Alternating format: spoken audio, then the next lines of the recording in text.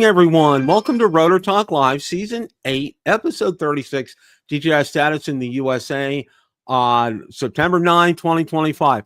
And someone who has not, this is his first time on the show, we have Josh Primack. Josh, welcome to Rotor Talk. How are you this evening? Bill, I'm doing fantastic, and thank you so much on having me on here. Well, your timing was fantastic, and I'm glad you were available because definitely want to talk about the New England drone meetup, which looks like it was an incredible success. And just going to see who's in the house here. Old Fart droning on and on. Michael Wright is here. See who else we got. Lou is here. Welcome, Lou. Warren, welcome, Warren. Let's see who else. RP Guy 4, welcome. Waypoint New England, welcome. Richard, welcome. Lauren is here, welcome. Drover Drone Photography, DD Fellows, RJ Redding, welcome, guys. Hope you guys are all doing well. We're going to talk about, we're going to spend some time with Josh here, waiting for Ron's going to join us here in a little bit. Josh, if you could just give us a little bit of background, how you got into drones and how you got started with everything, because a lot of people, while a lot of people know you, a lot of people don't know how you started out here. So if you could kind of enlighten us. Well, how it actually got started, and I could trace this back to whenever I was a young kid. Obviously, drones back then didn't exist, but my great grandfather took photos all of the time. So every time I would be anywhere near him, he and I would be outside in the woods trying to hunt down birds and animals and stuff, and just I really liked the sound that the camera made and how it looked and everything, and that just sort of carried on in life. Cameras were something that I just had on me at all times. I never had anything great, but I always enjoyed that aspect of it. And boy, this was whenever the Unique Typhoon Q500 came out. All of my friends had the and I can't remember what DJI model they all had, but it was a little too expensive at that time. Unique's offering was like $100 cheaper, I think it was. So I was like, you know what? I'm going to get it. It had the screen on the controller. I didn't have to actually hook up a phone to it. And I was like, you know what? It might not be what they have, but I have something that they don't have either, And I'll tell you what, Bill, I fought that thing and it bit me every time I had it up. There was a setting on it where if the controller was within 25 feet of the drone would try to maintain a 25-foot distance from you. I didn't know that. And my switch on the controller was installed backwards. So the default position was actually turned on instead of off. So every time I would launch this thing, it would shoot off and I would chase it because I was afraid of it getting, far away. And I lost 5 sets of props on that thing. And I just, and that was back in the day before you could get something on Amazon super, super quick. So every time I would lose props, it'd be a 7-day wait, 14-day extra wait on them, and it was excruciating. But anyway, I shelved that thing. And until December of 2024, I had not touched a drone. I saw that they had gotten significantly smoother in operation. They were a lot smarter and they were a lot cheaper too. So I really wanted a DJI Mini 4K, but around Christmas time, they were sold out everywhere. So enter the Specta. I got the Specta Mini on December 27th. I had my first flight January 3rd. And 2 weeks later, I had an Air 3S. I had the DJI Flip on order. I was signed up to go to South Florida. I mean, I went from being not involved. There it is. There it is. Yep. Fantastic drone. Fantastic drone. Oh, it is. It is. So, I love it. But it was just so stable compared to everything I had seen years ago. And then once I started diving into it more, and I saw that the Air 3S was just a beast, I was like, I have to have it. So, Oh, yeah, I agree. Just to kind of give you a little bit of background, my first drone was an Autel X Star Premium. Okay. okay. And we called it, nicknamed the Orange Pumpkin. All right.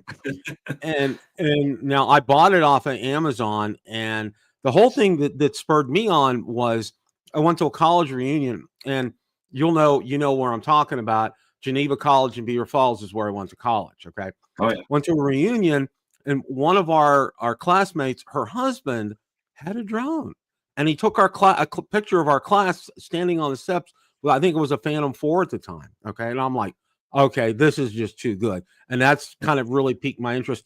And I got the Autel X Star Premium. Well, long story short, batteries just kept eating batteries. The software was half baked on it. It was never fully developed or beta tested. And in short order, I ended up selling that, and I ended up getting the original Mavic Pro.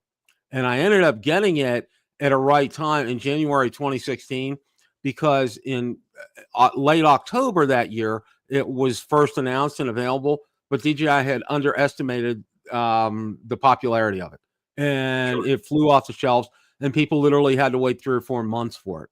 You know, I was very fortunate in being able to get mine. So just to kind of give you a little bit of a background where I came from.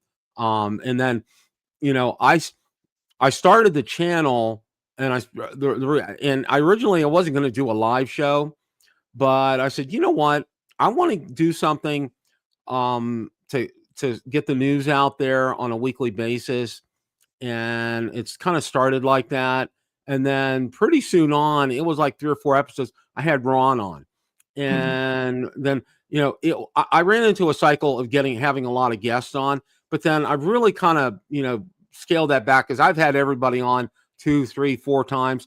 What I like to do is go over the news, and then occasionally I'll have a guest on, like we had Rick Smith on a couple of weeks ago, which was very popular. Oh my gosh, that was a great episode, Bill. Great episode with him on. Rick is just, and I got to tell you, Josh, I hope you get a chance to meet him. He's one of the best.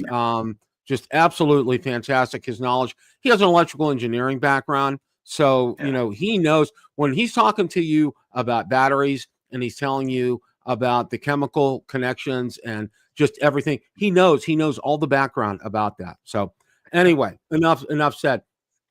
This weekend was a New England drone meetup. I know John's not able to make it tonight, but if you can give us a little bit of background. I know you and John do your show on Mondays. How you guys came up with the idea to do that, and go from there. Yeah. So first off, I just want to say it's the Northeast drone meetup. Okay. It's John has even gotten into the habit of saying the New England. So, but yeah, yeah. So we initially all met down in Florida, and I think it was day number 2 there. It was me, John, and Steve, if I could talk, Steve Janess. And we're like, hey, we're all from the Northeast. Wouldn't it be nice to just get together sometime and hang out, fly some drones? And yeah, somehow the 3 of us hanging out somewhere up around here turned into a full-blown meetup with multiple days planned, multiple things planned on those days. Ray Kelly may have had a little bit of something to actually deal with all that happening, because he's like, hey, I'll join too. And then the next thing as you know, I'm getting invited or I'm getting invites of people from Ray, but no, we saw that as an opportunity because there was a lot of interest. Rhode Island had a meetup maybe 4 or 5 actually years ago, and it had been a huge hit, and a lot of the people have been wanting to do something up there again. So the more that we actually looked around to find a place to actually have it at, Rhode Island just kept popping up. There's so many awesome areas up there. As far as flying goes, it's probably one of the least regulated overall too. I mean, everything is practically open up there. I think the airport's really the only place that you can't. But it just turned into such a huge event so fast. And we only had about 3 months to actually do all this. I never had experience doing these things. John never had experience doing these things. Steve didn't have any at all. Sorry, I have a cat that just has been on me since I came home last night. But Bill, I couldn't have imagined it turning out as good as it did.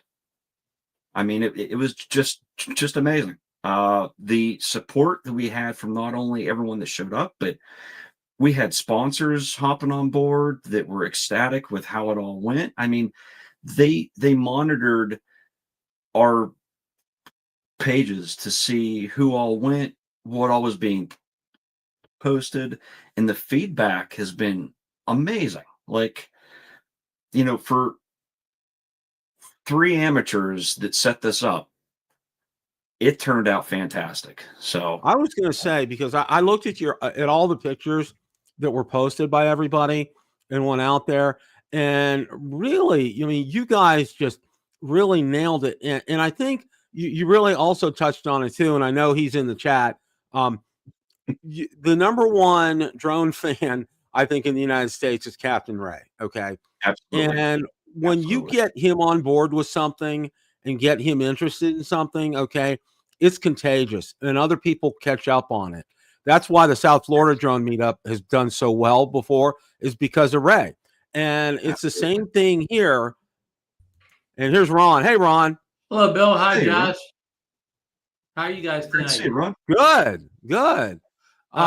And congrats to Steeler Nation out there for Yeah. the big victory Sunday. Well, That's right. they snuck one in. Okay, that was sneaking one in the back door. We'll talk about that right before. Right, So don't buy my playoff tickets quite yet, huh? During our football wrap up.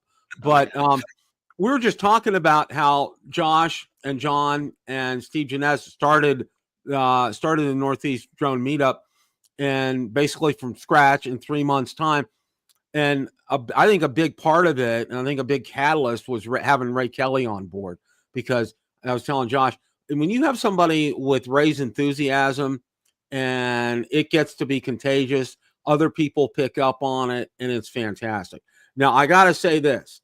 The one thing I really wish I could have gone up there, because there's one person I really want to see again, and I just love him to pieces, is Mark Fisher. Okay.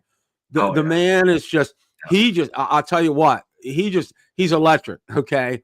I just love being around him. And he's another guy. I mean, he's just so enthusiastic, so fantastic to be around. And I know you guys had a great time. I could see from the pictures. I mean, you guys flew.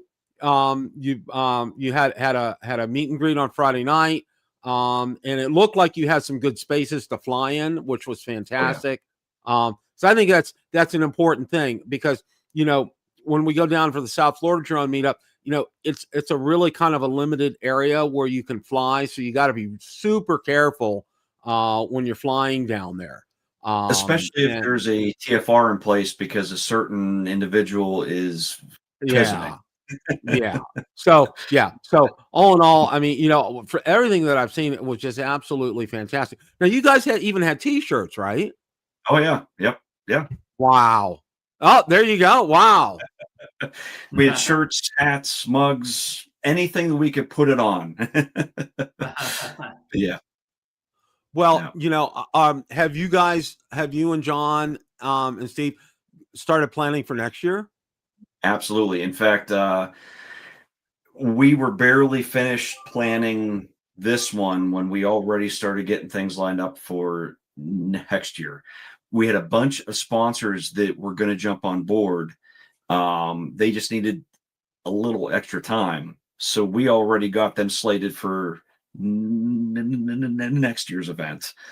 All the sponsors that we had this year came back on board and are ready to go as well.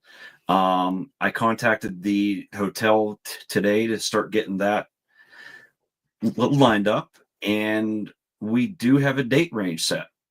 Awesome. That's So absolutely fantastic. Now, are you going to do?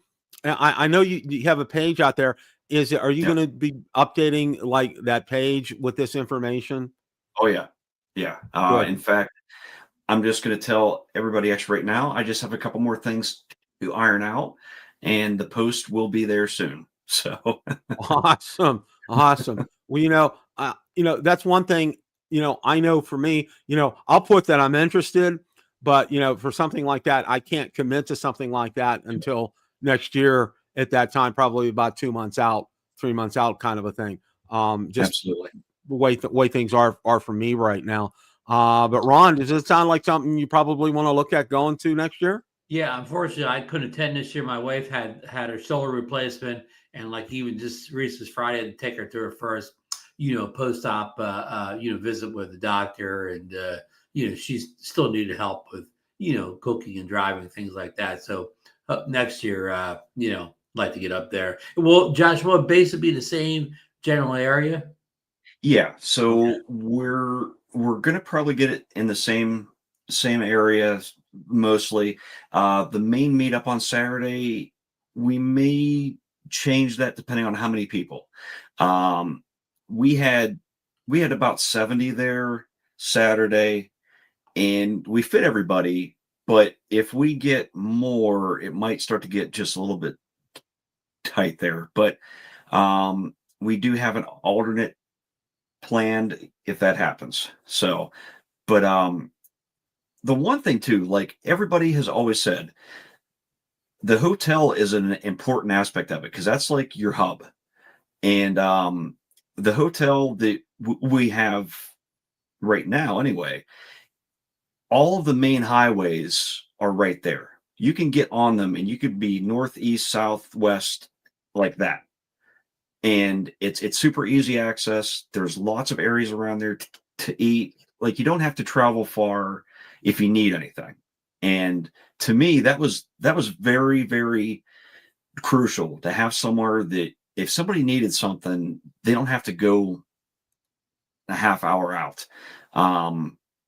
Some of the awesome areas down south, unfortunately, once you leave that area, the next place you can go eat, the next hotel actually you could find, maybe a half hour away. Okay. So, yeah.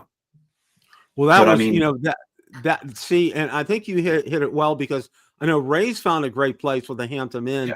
It's not too far from where the actual meetup is, and it's on it's on a 4-lane road that has everything that you can imagine on it. Of course, there's a Starbucks there. That's an absolute must for both, myself and my beautiful wife. So that's an absolute must. But no, I mean, you guys did it, and modeled. If I want to use the word model after what Ray has done, you took some lessons, you applied it, and Ray's set a good model out there, and you guys have absolutely. copied on it, and it's also great too. And I see the thing that I really like about these meetups, okay, is the price because you're not you're not charging anything, and Right. and I think that's so important for people because everybody's expecting to pay a price and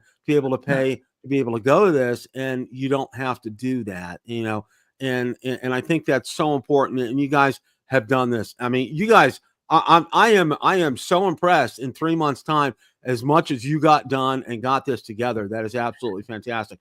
Want to Thank ask you. you too, I know everybody's going to be flying in, or a lot of people are going to be flying in. So I take it they would fly into Providence. Is that correct? Yes, yeah. And the airport's about 15 to 20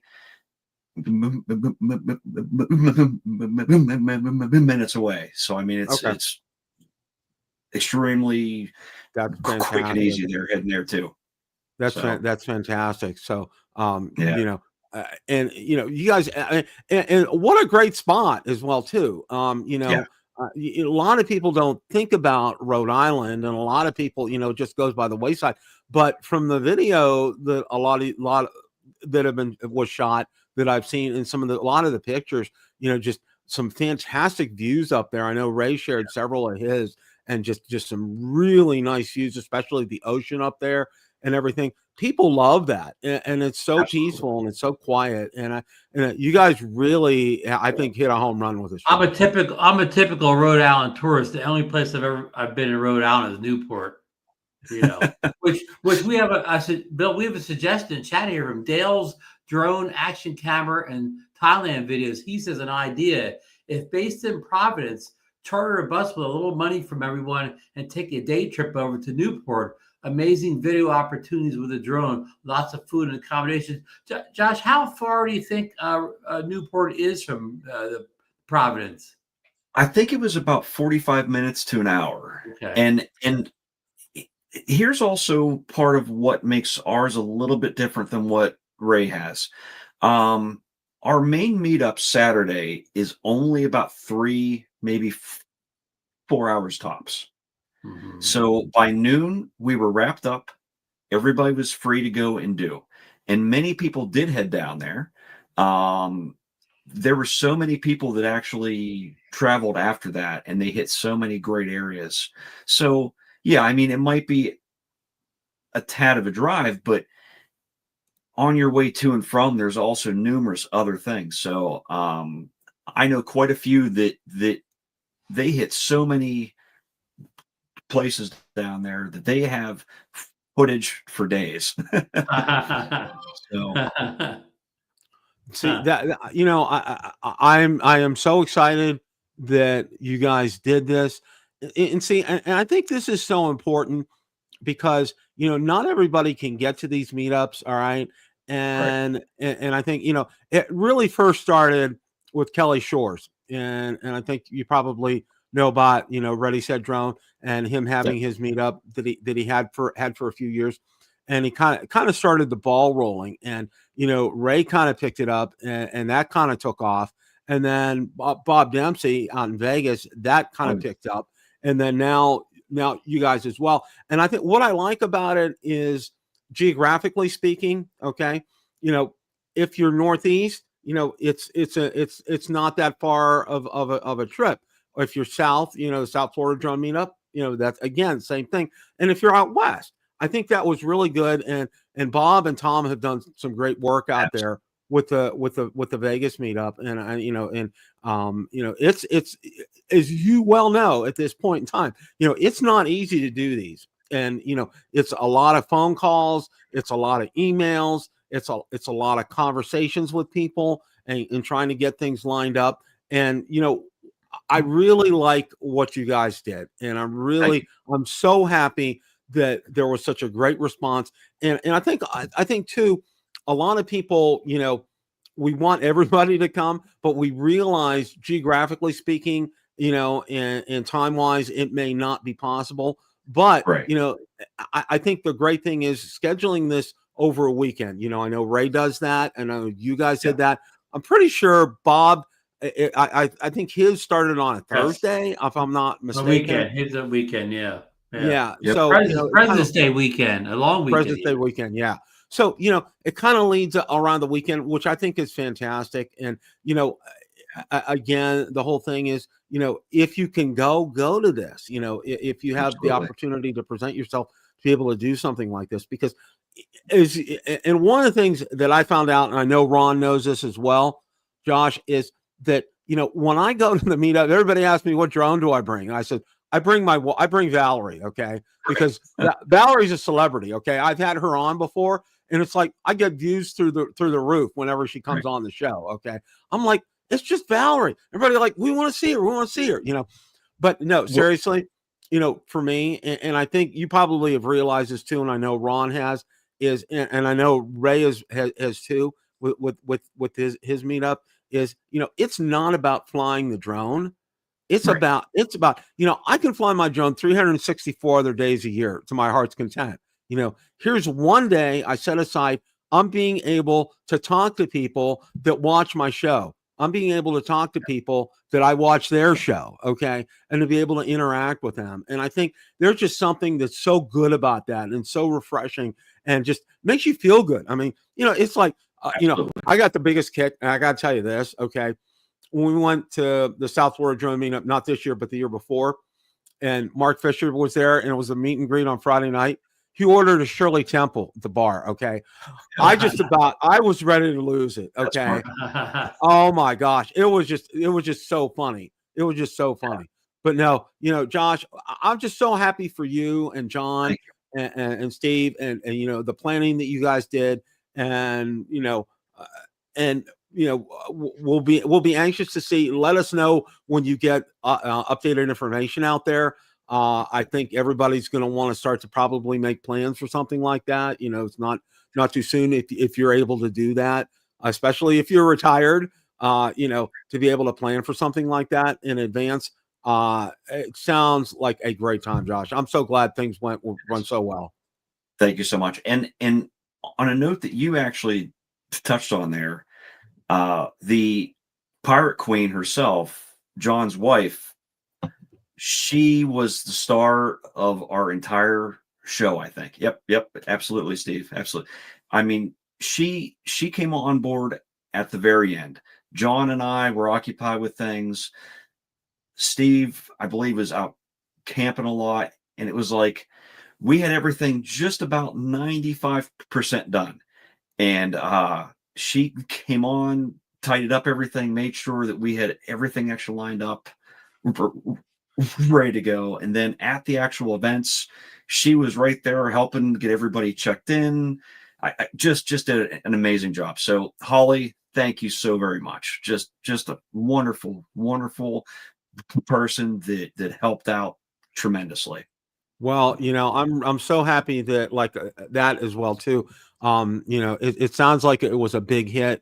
If you get a chance to go out to the group page, look at some of the pictures. Josh's timeline, John's timeline, other ones. I know Ray's got a couple videos up already. Ray's got a couple of videos going as well too, and I know Johnny was up there. Johnny Alfonso went up there, and I know he had a good time as well. He's got a couple of videos up too. Absolutely. And, I know Johnny has said, he really does. He's really not a big fan of flying, but yeah. I know I've seen some comments, he really enjoyed himself as well too. So, yeah. So guys, for those of you that didn't have the chance to consider this for next year, it really sounds like a great time. There's a lot of great people up there. Well, of course, Billy and Ken were there as well too. I mean, you had Lon also. Lon was there. I mean, what more do you need? Billy, Ken, and Lon were there. I mean, seriously. I mean, absolutely. You had the cream of the crop there with all that, and but no, it was really. I could not. I don't think you guys couldn't have envisioned it going any better than it did. No. I mean, honestly, we envisioned there being maybe 20. Oh, wow. But wow. No, I also have to actually add this in though. We are doing a video competition. There's going to be a post on the Drone Rogues Facebook page on September 27th. Okay. So anyone who wants to submit, it has to be a video that was taken from a drone during the event days. And then it has to be 1 minute or under. And they're going to be voted on by everyone. Okay. First place gets a $100 Visa gift card. Wow. Second place gets a $100 Visa gift card. And third place gets a $100 Visa gift card. Wow. So, well, guys, pay attention to that. If you guys were up there, get your video clips together and follow that. That's just, I'm just so impressed. And I'm going to really try to see about making an effort to get up there. I think that would just be Bill, have you ever been fantastic. up to Rhode Island? I've never been up to Rhode Island. I've been up to Vermont, New Hampshire, Maine, Connecticut, everywhere but Rhode Island. I've never been Massachusetts. I've been to everywhere but Rhode Island. I've never been to Rhode Island before. Okay. Well, it's time that we get that changed there, Bill. Yes, Yeah, yes, I agree. Bill, Rhode Island's also famous for being a very small state like Delaware. I believe they're the two small states. That Delaware calls himself small. And I grew up just down the road from Delaware, so and so I know small states. Well, one of the things that I want to do now is we're going to kind of, excuse me here. I'm sorry. I just thought something before you go. I just thought something. We have an all PA crew tonight, huh? Yes, we do. Yes, we do. How about that? Right. Well, it's the Keystone State. What can I say? You have the Keystone Drone Show tonight. I probably should have called it that. That would have been good. The article I want to talk about right now, we're going to get to the Mini 5 Pro here in a minute. And this was put out on Drone XL by Hey Kesselou. And it's a pretty decent article here. But I think this kind of falls in line with when we had Rick Smith on. Trump administration targets Chinese drone imports in September crackdown. Trump administration announced plans Friday to issue rules this month targeting Chinese drone imports and heavy-duty vehicles, making the latest escalation in national security restrictions against Chinese technology. U.S. Commerce Department said it will issue regulations as early as September 2025 addressing national security risk involving information and communications technology integral to drones and vehicles weighing more than 10,000 pounds from China and other foreign adversaries. The announcement provides no specific details on what import restrictions will entail. Building on existing vehicle crackdown, the Commerce Department previously indicated in January it could also target drone systems, including onboard computers, communication and flight control systems, ground control stations, operating software, and data storage here. Ongoing Section 232 investigations. And you guys know about Section 232. I've gone over that pretty well here. Executive orders boost domestic industry, and I'll let you guys read this as well. Market impact and industry response. U.S. drone market generated $25.07 billion in revenue in 2024. Is expected to reach $52.5 billion by 2030, making supply chain stability critical for continued growth. Okay, and I kind of want to stop right there. And one of the things that I want to talk about, and I think this was great because following on the heels of having Rick on the show, okay, because we really went into a deep dive on this and we really talked about this. I know Ron remembers that as well. At length when we had Rick on, and one of the things that I know some people have said, and Russ from 51 Drones said, it'll be a couple of years and we'll have a drone manufacturer out there. Well, I'm going to part ways with Russ. It's going to take more than a couple of years. Okay. It's going to take probably a good 3, maybe even 4 years to get a manufacturer up and running and to be able to produce quality drones. Now, I'm not saying DJI quality, but quality drones that won't be like my latest offering from Holystone. If you've seen my video, okay. It's a $200 drone, and it's every bit of a $200 drone. All right. The song I can think of it, and I would have liked to have played it, but I didn't want to get a copyright strike. Was Shake, Rattle, and Roll. Okay, because that's pretty much what this Holystone drone did. I mean, it had the setup was smooth. Everything was great about that. I'm like, oh, this is going to be good. Charge the batteries up, no problem. And I go and I put it up in the air. I mean, it looked like it was bouncing up and down all over the place. I turned the video on and it kept shutting off. I mean, it would last for 5 seconds and then shut off. I'm like, what's going on here?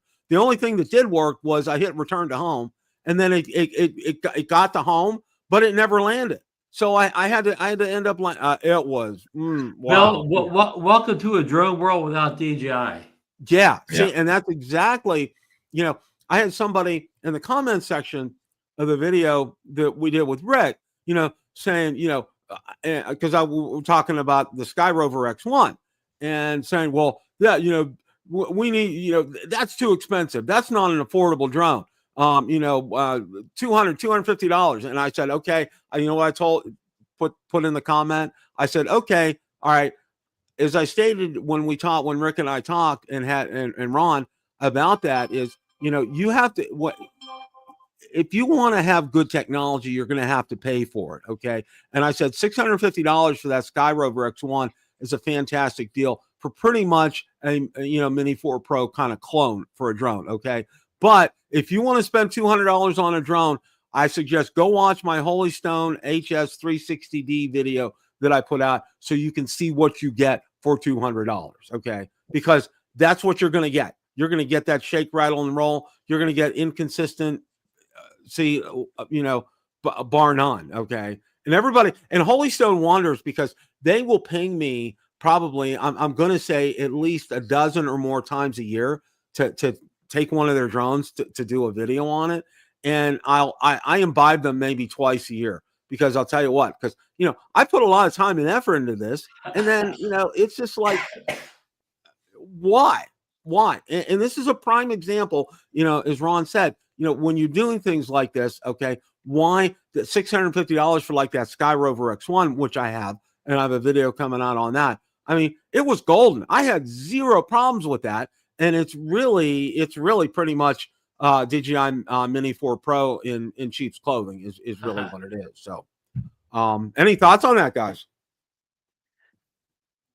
Personally, I feel that, exactly like you, Bill, I don't think there's going to be anything US based by a strictly US based company anytime soon.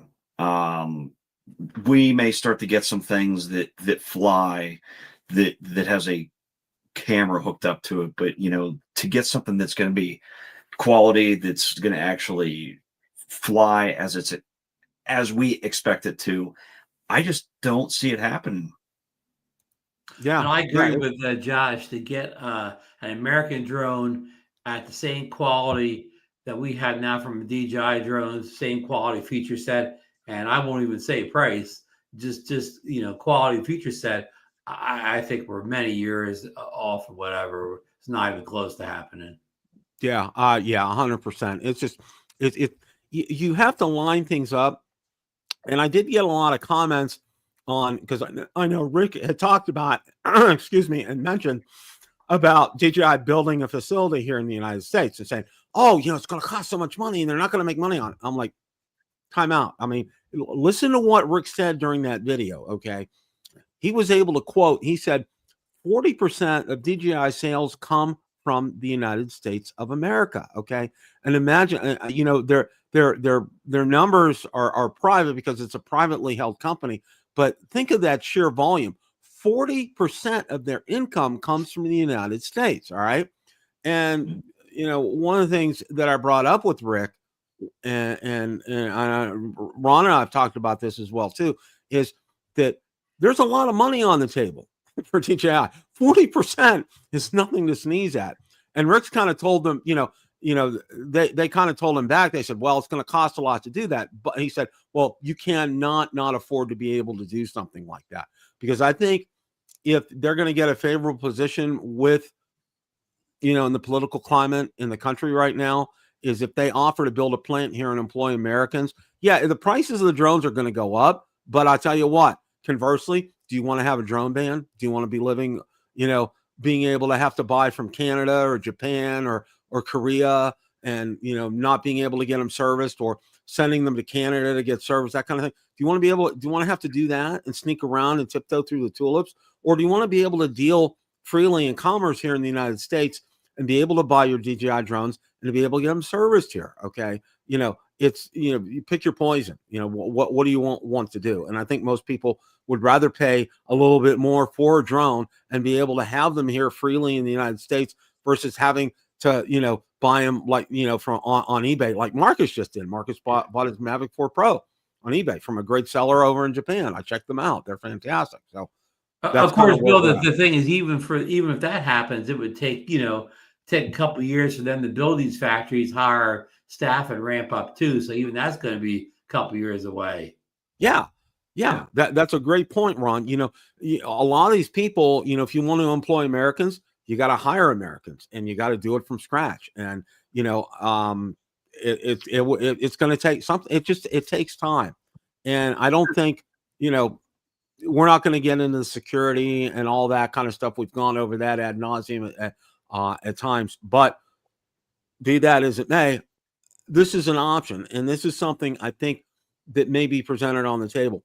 Rick seemed very optimistic that something's going to be worked out. And like I said, I agree. And I agree because there's too much money on the table, and DJI is I think they're going to find a way to make all this work. So what I want to do now is I want to talk about, and this is the number one thing we're going to talk about tonight, is the Mini 5 Pro. And Jasper Ellens just reported here that the Mini 5 Pro launch is imminent. Pro in Mini set on September 16th. Trustworthy sources promise us the Mini 5 Pro is set in stone for September 16th. Other public leaked websites show us many pictures that the drone will be available in store on September 17th. Anyhow, this tells us what we could be seeing the DJI Mini 5 teaser as soon as tomorrow. Last but not least, found the retail price of the cheapest Mini 5 and some nice close-up pictures I'd like to share.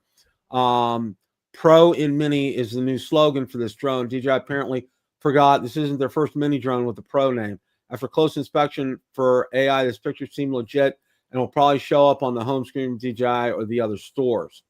Okay. Although the Mini 5 specifications and promo descriptions haven't leaked yet, able to find out some beautiful Mini 5 close-ups in the last few days. You can see some of these pictures here. Now, Mini 5 front views, and there's a picture of evidently a Flymore kit with the base controller right here. Let's go ahead and move down. You can see evidently it looks like there's some filters they have here. Now here's a Flymore kit with the RC-2. And the filters look like they made clip-on this time rather than be magnetic. Yes, and I think that's probably a good thing here. Fun fact: all DJI Mini Flymore combos will contain the new ND filter set. As we know it since August 26th, the normal Flymore combo with the RC-2 will start at 11.29 euros in Europe. Mini 5 probably won't be available in the United States. You keep your eyes open and please let me know if they show up anywhere. Okay. Go before you scroll on by. The best news is go back a little bit that they're going to get rid of the screw-on propellers for the Minis, and they're going to have the same kind of locking mechanism we see on the Mavic and Air series now. Yes, that is correct, Ron, and that is fantastic because the one thing it makes it so incredibly easy to maintain and having fresh props on there is being able to, like on every other DJI series drone, be able to, pop them on and pop them off. But then, when you get to the Mini series and some of the other ones, like the Neo and the Flip and things like that, you got to use a screwdriver here. And there's always these horror stories of people stripping their screws, trying to get them off. They're too tight and whatever, and breaking screws. So that could be a nightmare if you're not very careful in what you're doing. Exactly. And that picture shows right there those new propellers, which I think is absolutely fantastic. Before you roll too fast, Bill, all those pictures, the Minis always had a kind of a look of a kind of a toy drone looking drone or whatever, but this one looks more like a baby Mavic than it does like an older Mini that was kind of had a toy look to it. You nailed it on the head, Ron. What do you think about that, Josh? Yeah, I mean, honestly, it looks like to me even that they took the Air 3S and just squeezed it down a little bit. Yep, I agree. It's like a shrunken Air 3S kind of a deal. And that would be a good thing, Josh. Absolutely, I agree. And I mean, should this be available September 16th, I'm just saying there's a certain drone celebrity who's even in the chat right now, who is having a birthday that day that I'm sure would love the notification that somebody is buying him a DJI Mini 5 Pro. Just saying. Well, it looks like the price here, just this morning I found a listing Mini 5 Pro with only an RC-N2 screenless remote, and the European retail price said €799. This probably would be worldwide dollar price as well, and I'm pretty certain this will be the exact price you pay in most European countries to get this new drone. So if you already own an RC-2 remote, this might be the cheapest option. The rumors are true. You might also be able to use your Mini 3 and Mini 4 batteries in your Mini 5. Wouldn't that be awesome? I can only hope this will be confirmed in coming specification leaks. And he did say, that the Flymore combo with the RC-2 was $1,100, $1,299, excuse me, right here, which is absolutely incredible. And And there's a gimbal cover with that. You know, I'm not a fan of those, but this is exciting news, guys. If this comes out, and I can tell you right now, all right, whether it's the website that Marcus used over in Japan or the one I know that Michael Wright used over in South Korea, or another one, Bill the Drone Reviewer is going to be purchasing one come release time. I don't know about you guys. What do you guys have any plans for it? Bill, how okay, say this is released worldwide next Tuesday everywhere but the US.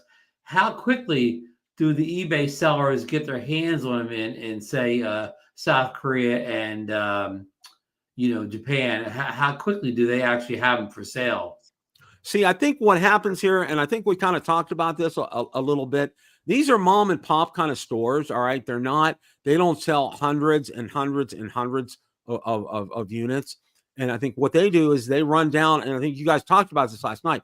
They run down to their DJI store. They'll buy, say, 5 Mini 5 Pros, fly more combos. And because most of those stores like that, they limit how many one person can buy, so they can only buy so many at a time. Right. Maybe limit of 5. So they go down there, they buy 5 of them, and then you go out on eBay and you'll see quantity available 5. So, and you're just buying it from them. And now the nice thing is to be able to purchase from a place like Japan or South Korea is there's no tariffs from Japan or South Korea. They're one of the few countries that have deals signed with the U.S. Exactly. And, there's no, there's no customs restrictions with Japan or South Korea. So, they would come right in. But one flying limit, though, that article you just read earlier, Marcus also talked about the Commerce Secretaries has a lot to say about this. Do you think they will crack down harder on drones arriving in non-DJI boxes? Now that crackdown's come out. That's a good question, Ron, and I don't see how they can because it would really screw up our trade status with Japan and South Korea. Well, for example, I'll just name a couple of companies. All right, Samsung from South Korea and Sony from Japan. All right, you don't want to mess with something like that. So I don't think the Commerce Department is going to tell Customs and Border Patrol, hey, stop these packages coming from Japan and South Korea because we have such a favorable trade status with them, and things could get really, trade war could escalate with something like that. So I don't think they would do that. I really don't. Okay. Fly Guy Merrill, he says you Marcus purchased from the same seller. It's super fast shipping. Yeah, I mean the seller in Japan that I first got mine from, Marcus got his later. It came 4 days. They said 4 days. It really came in about 3.5 days or whatever. It came faster than 4 days. So well, Fly Guy Merrill asked a good question. I'm assuming you could use the RC Pro 2 controller with a Mini 5 Pro. Don't know. Okay, that's an unknown. Yeah, we're assuming that, but nothing's official yet. Yeah, we're gonna need to kind of wait and find out here. So personally, since it takes the RC-N3 and the RC-2, I mean, I can't imagine it not actually working. But yeah, I kind of think so too, Josh, because of the new operating system that it will have. It'll probably be what's the current one, Ron? Is it 4? OcuSync 4, but of course the Mavic 4 Pro has OcuSync 4 Plus. So yeah, it just makes sense that right now, Bill, currently all the OcuSync 4 drones work with the RC Pro 2, except for the Neo and the Flip. And there's even rumors, somebody was saying in chat last night that some update came out, and even now they even work with the RC Pro 2, but that's unconfirmed. I haven't been able to, confirm that outside of somebody putting out in chat last night. But of course, it covers the Air 3, the Air 3S, which are OcuSync 4, and the Mini 4 Pro, which was the very first OcuSync 4 drone. They're all covered, as well as the Mavic 4 Pro and the OcuSync 4 Plus. So, yeah, I mean, it would be a shock. Because the Mini, unless the Mini comes out with something like OcuSync 5 or whatever, but we didn't see any rumors of anything like that. Though I can say this, a certain drone rogue companion of mine who has the RC Pro 2 and who has the Neo and who has the Flip may have mentioned at the meetup this past weekend that he got an update on the RC Pro 2 that included the Neo and the Flip. Wow. Wow. So yeah, that's probably the same. That's probably Josh. That's probably the same person put in the chat in Drone Nation. Probably the same person you're talking about. So after the show tonight, I'll get the RC Pro 2 out and see if I can, I can confirm that. Absolutely. So yeah, Ron, where did you get yours from, Ron? Well, I'm the one I'm the one that gave Marcus the something toys from Japan. And I didn't do anything, but when I was thinking about getting it, they were selling it much cheaper than the Korean guys. I mean, like I was $3,500 and change, and the Korean guys were like at that point $200, $300, $400 higher, whatever. And this company had sold a whole bunch of Mavic 4 Pros to the U.S. and they had all this great feedback. People saying they got it 4 days or less, and they had even a higher approval rating than Tom's guy out of South Korea. So I took the chance and it came fast. You know what was different about mine and the guys from South Korea? Mine came with a box of every charging port in the world in it. Like it's this real heavy box. You just fish in there and get the US one out. But if you lived in any country in the world, the adapter was in there already. Wow. That's awesome. I think Tom or somebody told about a story about that they told him that it may say used in your box, but it's really not used and kind of stuff. I got none of that stuff. Mine just came in a plain brown box or whatever, without DJI logos on it, without DJI return address on the box. Came right through. It was inside that, the box inside of a box, and then perfectly sealed Mavic 4 Pro. No, used stickers on it. The cellophane was on. When I opened it, obviously it was the first time it was ever opened. So, people ask me this question too. Did it have FCC and remote ID numbers on the box? And it did. And, of course, I don't have an Android device of any type, so I cannot install those drone finder apps or remote ID apps to test it or whatever. If anybody knows a way that an iPhone only person can test remote ID, without going out and buying some special device or whatever, let me know, whatever, That's a good, yeah. If anybody can get that information to Ron, that'd be good. Go ahead, Josh.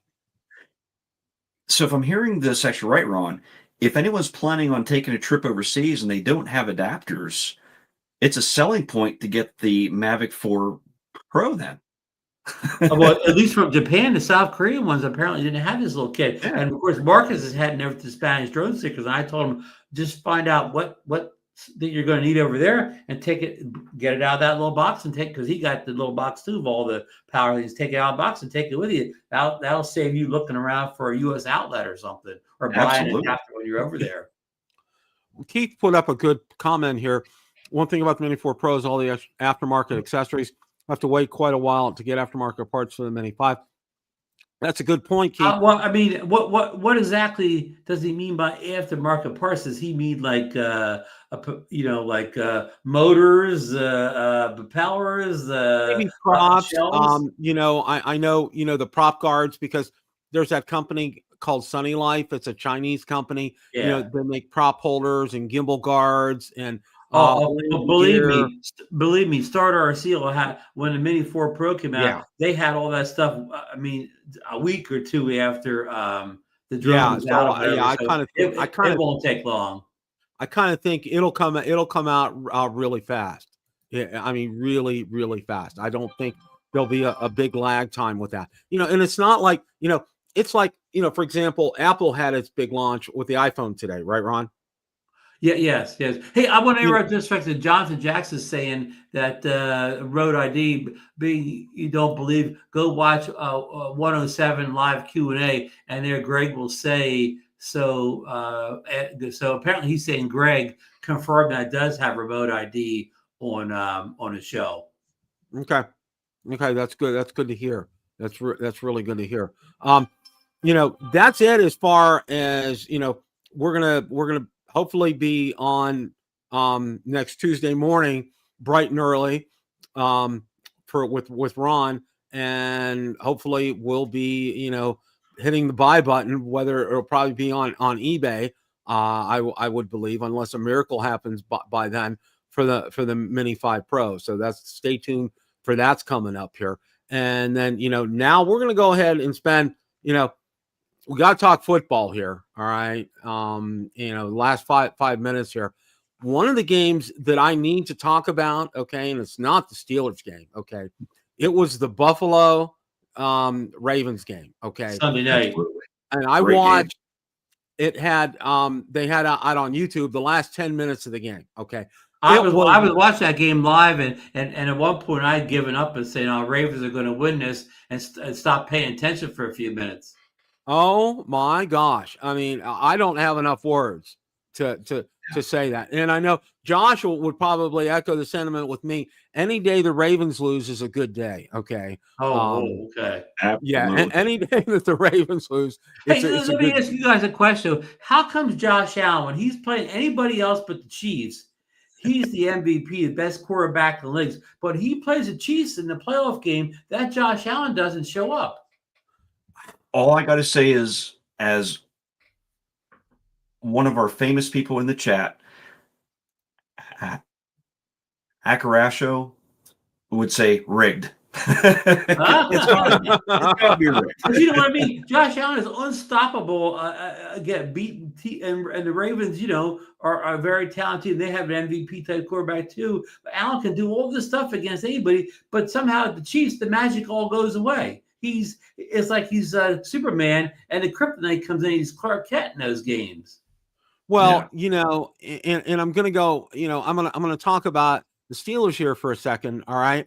It's like one of the things was, a lot of my Pittsburgh friends. I went out and I looked in their comments, and they said they couldn't tackle. It was just horrible on defense. Okay. So their tackling was. And they was even mentioned they had one of the highest paid defenses in the league too. Yeah, Cam Hayward. He's complaining and moaning about he's not paid enough, so they ante up and they pay him, and he just lays another freaking egg out there. Okay, just a horrible game. He didn't hit anybody, huh? Yeah. Okay, and then everybody's going, "Oh, Aaron Rodgers, he's in his 40s. Look what he did." And I remind people real quickly, this was against the New York Jets, folks. Okay, yeah. Let's let's take a look at Yeah. Did they say he's the first quarterback to throw 4 touchdowns with his first game with a new team or something?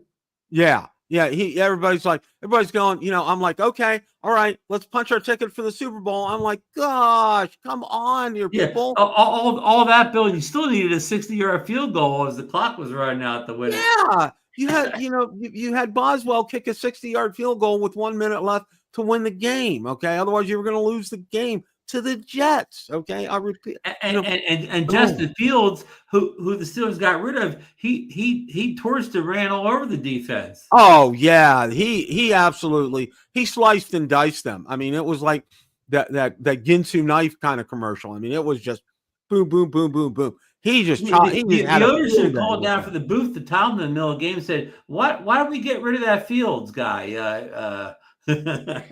Well, you know what? I watched as a joke. I watched Tomlin's press conference. Okay, of course it's afterwards. It was sometimes I'll watch it live. But Bill, was the standard? Okay, well, no. Okay, he said it again. This just floors me. Okay, one of my bosses that I had with one of my other companies would make up words. Literally, I kid you not. Okay, and talk about these. Tomlin again mentioned the word weighty downs. Okay, weighty downs. I'm like, you know what? I'm like, and you know what? I figured out, and a lot of people don't know this. You know what he majored in college? English. This is why he's so good. This is why he's the master of the microphone all the time. Okay, But then if you ask him a pointed question, like somebody did last time, okay, and it was just like they were asking him about the running back situation. He left. He was gone. Stopped. Done. Press conference was over. Out the door. Yep. Okay. Well, like, see ya. A lot of fantasy guys are surprised that they didn't run the new running back at all Sunday. The rookie. Yeah. I'm just like, what's going on here? Okay. And then I was surprised to see the XC Eagle Gainwell taking a lot of snaps Sunday. Well, and I'll tell Josh this. All right. Having grown up in Western Pennsylvania, for the most part, most of the time, one, if not two, if not three of those sports teams would be doing well. Okay. Right now, we have a point in time where all three sports teams are pretty much in the toilet. Okay. Well, the Steelers are undefeated, Bill. It's too early to throw them into it yet. Let them play the Ravens. That will take care of that in a hurry. Okay. Hey, I do have one good note for the Steelers. So a lot of people, they traded that receiver Pickens. Is it Pickens or Pickens? Pickens, yeah. Yeah, Pickens to the Cowboys. A lot of people thought the Cowboys got a steal. Pickens was doing so well in spring training and training camp. Him and Lamb are going to be the super combo. Well, he gets out there. They play Thursday night against the Eagles, whatever. I think he was 3 for 30. He looked so disinterested out there. Like, oh yeah.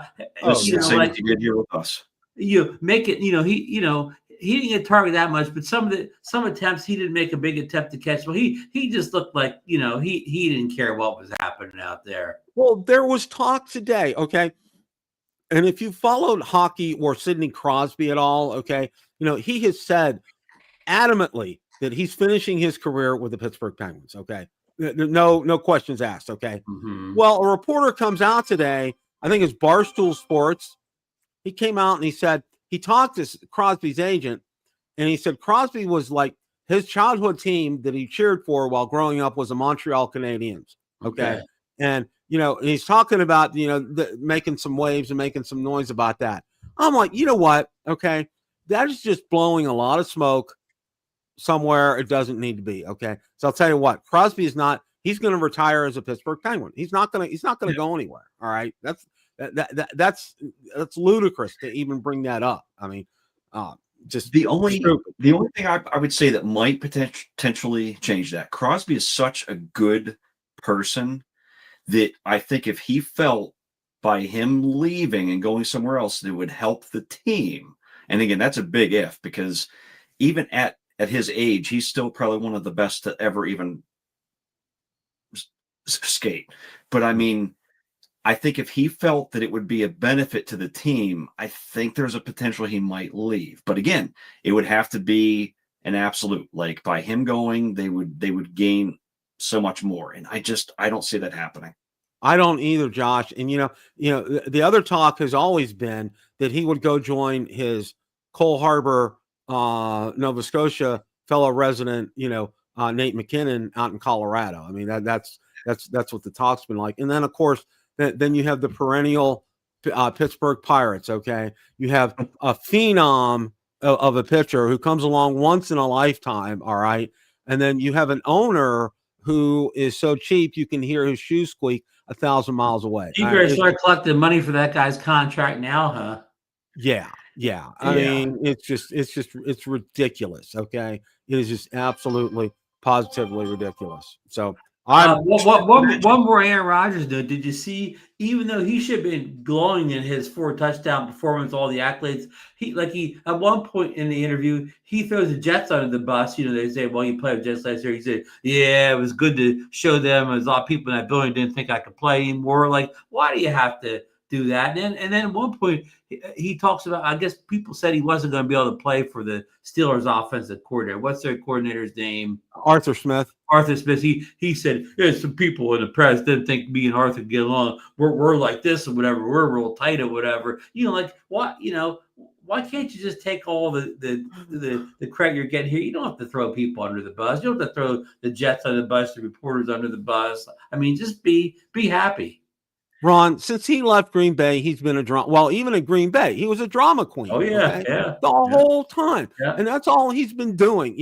And he's taken advantage of the situation with the Steelers. Okay, I mean, how long it took for him to sign with them, and just stretching this thing out and getting all kind of press You mean coverage. he was trying for a better landing spot up until he knew he had no other options. Yeah, nobody else was going to bite, and the Steelers really needed somebody. So here we go. And it's like, and Josh knows this. Okay, it's like we're now in the quarterback go round time. Okay, Yep. and I all too remember that. Okay, is when Bradshaw retired. Okay, from Bradshaw to Big Ben. Okay, we had the quarterback go round, and it was an incredible cycle of just some incredible duds. I mean, and now you got a new sheriff in town.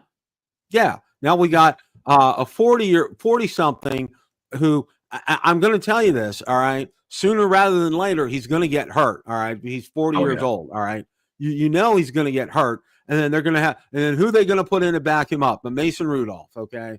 Mason's okay. All right. I give him your rookie your rookie's out for the year, right? Yeah. And the guy that they got from Ohio State, he's gone. He's gone because he hurt his thumb or one of his fingers or something or hand. It's like they don't even really have a third string quarterback here. So it's just bad news. Just bad news all the way around. So you guys have any final thoughts about tonight and everything? Josh, go ahead. Go first. Before we actually head on, I just have to say there's one other thing that Rogers is known for other than being a drama queen.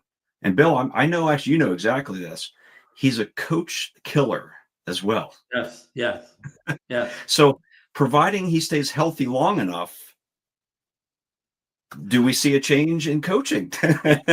Josh, you're exactly right. Everything was, rainbows, lollipops, and whatever that Sunday. But when things start to go wrong, whatever, Rogers is going to be the first one to throw people under the bus, including Tomlin or whatever. And Rogers won't be afraid to talk to the ownership either, whatever, And you're right. If you want Tomlin gone, Rogers can be the ticket to getting that to happen. Well, it's like it would answer, I think, a lot of Steelers fans' prayers to get that clown out the door. Okay. So I'm sorry. You know what? The last Super Bowl they were in, Rodgers beat the Steelers. Okay. It was because of Tomlin's game plan was the reason they lost that game. All right. And he had one of the most worthless corners in the history of the NFL. Okay. You know who I'm talking about, don't you? Who's that? William Gay. All right. Oh, yeah. Worthless. The guy was, no disrespect or anything. All right. But you know what? I'm sorry. He did not belong playing in the National Football League. All right. The man, he couldn't cover a high school wide receiver. Okay. He was just horrible. It's absolutely horrible. I watched, and you know what I did a few weeks ago? And Tomlin probably had him out there all alone on an island, huh? I watched some of the replay of that Super Bowl. Okay. And I was like, oh my gosh, it was so bad. It was really that bad. So anyway, Josh, any closing thoughts before we wrap things up here? Well, first off, it's been an honor. This is one of the shows I've always loved. So being able to actually finally be on here was amazing. But I thank everybody who was at the meetup. It was a huge success because of everyone who headed out. I mean, we had such a great time, and I can't wait till 2026 when we have a full year to get things planned. I think it's going to be amazing. Fantastic. Ron, any final thoughts for tonight? Josh and John Gregory and Steve Janess all for putting together, what sounded like a great meetup from everybody I've talked to. And, I look forward to, trying to get there next year. And Josh, will you be coming back to Florida this spring? Absolutely. Yep. I'm number 12. So oh man, wait a minute. You're the quarterback then. You're wearing number 12, huh? That's right. But for 2027, I'm number 1. Well, you went from Bradshaw to who wore number 1 at quarterback? Oh wow, that's a good question. I'd have to do some research on that. Hey, real quick before I let you go, Josh. Greatest Steeler quarterback in the history of the team. Oh man, You're too young. You're too young to remember Bradshaw. Yeah. It has to be Big Ben. Like Okay. I think he did more year after year, and I think when the game was on the line, he was the one I would have in there. He probably maybe did have more good years than Bradshaw, but Bradshaw had I don't know, like 5 or 6 years where he was just well, Bill could tell you, Bradshaw had 5 or 6 good years where he's a big part of all those Super Bowls. Yeah. Well, I mean, just to let you guys know, I don't know if you heard, but Bradshaw's been recently faced with a cancer diagnosis. I don't know if you saw that. Oh no. So our thoughts and prayers are with him because he's at the core, he's a great guy. So absolutely. Just for me, and my 2 cents on that, and I think Ron knows, it's Big Ben for me. Even though I love Bradshaw, Josh, just real quick to let you know, my mom worked as a nurse in the Pittsburgh area, and the hospital she worked in was the doctors had season tickets for the Steelers, and the ones that couldn't go, she got us free tickets. I mean, this was during the 70s, and we had seats at Three River Stadium up on the 40-yard line in the upper deck, about 5 rows from the front. The best seats in the house, okay? And I got to see everybody play. I mean awesome. Everybody. It was just a thrill beyond words. But I want to thank everybody for showing up tonight. I want to thank everybody that came to the Northeast Drone Meetup. Thank you guys for doing that. And a big thank yous to John and Josh and Steve for putting this together. Hopefully we can get more to go next year, and hopefully we get people to get to Bob's meetup coming up in, I believe in November, and then Ray's meetup coming up in April next year. Be on the lookout for all that.